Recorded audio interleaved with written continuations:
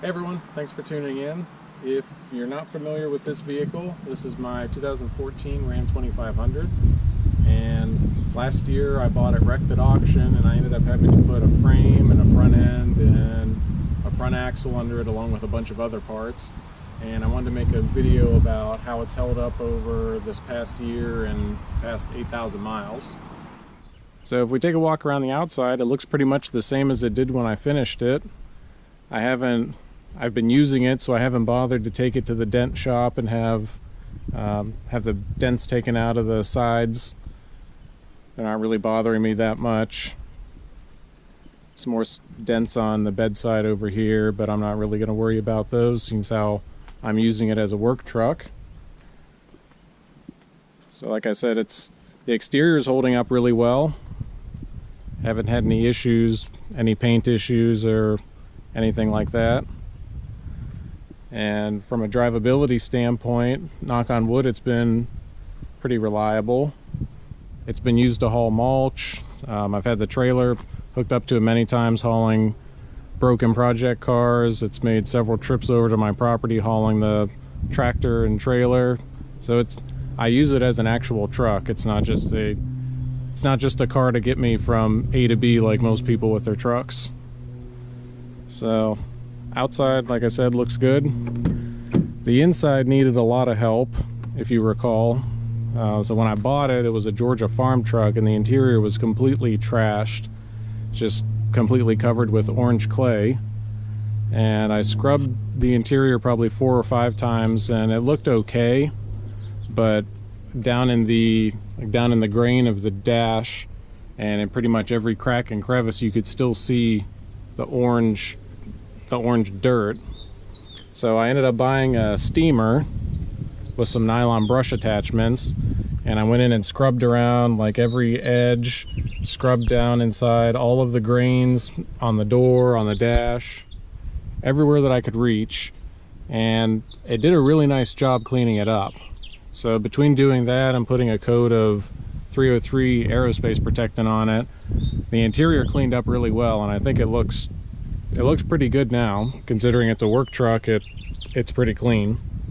So one thing I added is I went in with the Alpha OBD tool into the computer of the truck, and I added global opening of the windows. So that way on a hot day you can vent the truck without having to go out and put the key in. So if you unlock, hold, it puts down all the windows. So that's pretty handy. All right, let's head out for a quick drive. Got it warmed up so we can get on it a little bit.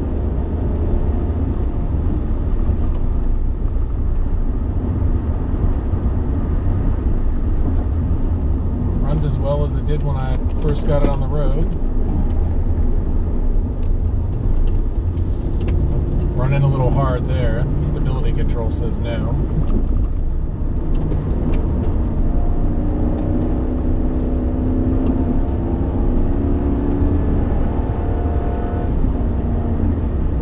It's just the base 5.7, it still moves it pretty well. For my purposes, there's really no reason for me to spend the extra probably 10 grand to get one with a diesel. So 395 horsepower is plenty for me.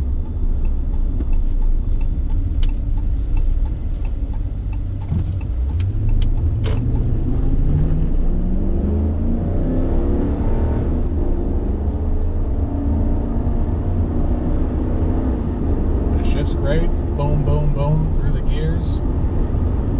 There's no squeaks, there's no rattles. Steering's as sloppy as it always has been, just because it's a recirculating ball.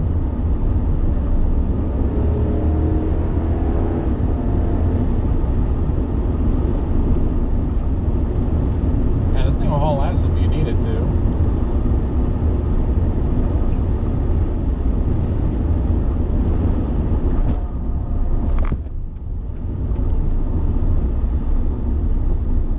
Great truck. I'm really pleased with it.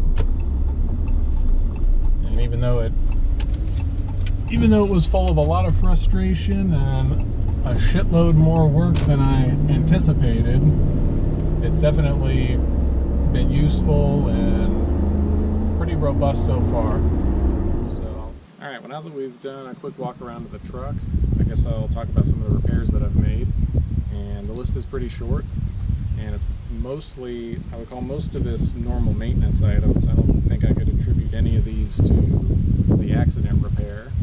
And considering 90% of the truck was disassembled and reassembled to fix it, I would say this has been a pretty successful project. None of the issues that I've had so far have left the truck stranded anywhere. So the first issue was the rear end. If I would go to leave from a stop and turn, I had some clunking noises and it felt like it was binding a little bit. So I went ahead and changed the fluid, and that took care of that issue. I changed the transfer case fluid at the same time. Those were both at about 65,000 miles, so I would call those normal maintenance. I did have an intermittent check engine light, and that kept coming back to a small leak with the evaporative emission system. So I changed the gas cap, and I found a cracked vent line running from the tank up to the filler neck. So I repaired those, and I haven't had a check engine light since then. One annoying thing that I had, every time you would hit a bump or the suspension in the rear would move, I was hearing a really loud squeaking noise.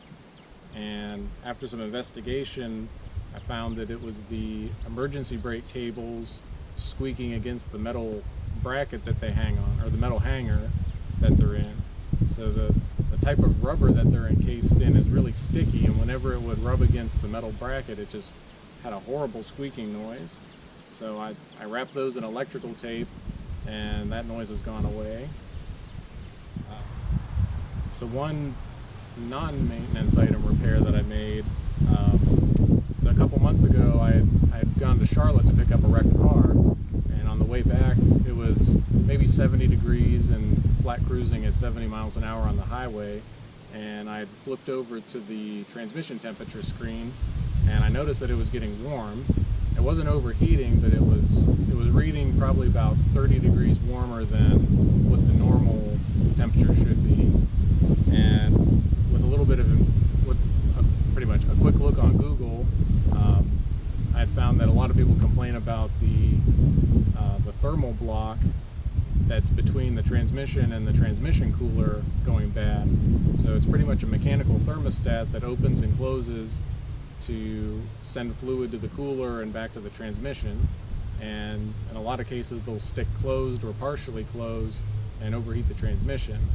So I went ahead, since I'm in the south it never gets that cold, so I went ahead and bought a thermal bypass block, and it's pretty much just a block that bypasses the thermostat, and it sends all of the coolant it sends all of the transmission fluid to the cooler and back to the transmission. And after doing that, it went from running about 230 degrees down to about 115.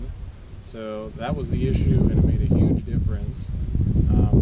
Then not long after I changed that, I noticed that the transmission pan was wet. So when I first finished the truck, the transmission pan was wet, and I had a transmission service done. And so this was about 3 months later, I noticed the transmission pan was wet again. So since that was still under warranty, I took it back, and they resealed the pan, drained and refilled the transmission, which was good because it had been running hot for a little bit, so it had fresh fluid in it now. And then last week I was under the truck and I noticed that it's leaking again. So I don't know if the transmission pan is a little bent or if it should be torqued a little bit tighter, but I don't know, that's kind of a lingering problem with transmission pan leaking. So I'll take it back over to the shop. It's still under warranty for another few months, and have them deal with it. I'm not going to deal with it if it's still under warranty. So pretty much that's it with the truck. It's been a pretty, knock on wood, it's been pretty uneventful 8,000 miles. A couple weeks ago they made its first long trip, which was 2,000 mile round trip up to Ohio and back, and it didn't have any issues. It was a comfortable drive. Going up, I had really strong headwinds and it did about 14 miles per gallon, so that wasn't great. But on the way back it was nicer weather and it did about 18, which still isn't phenomenal, but considering it's a 6,000 pound brick, that's really not unheard of, especially when it's doing 80 miles an hour. So I'm pleased with it. Every time I toy with the idea of getting a new truck, I wash it and then it's like, I don't have any payment and it's low miles and it's running fine, so why should I bother getting a new truck? So I guess I'll keep it around. It's serving its purpose, and hopefully it'll serve a purpose for quite a bit longer. So feel free to check out the video series on putting this back together, and I've got several other videos now with other car projects. Feel free to check those out and subscribe. As I get more projects, I'll try to put together some videos and get those up as well.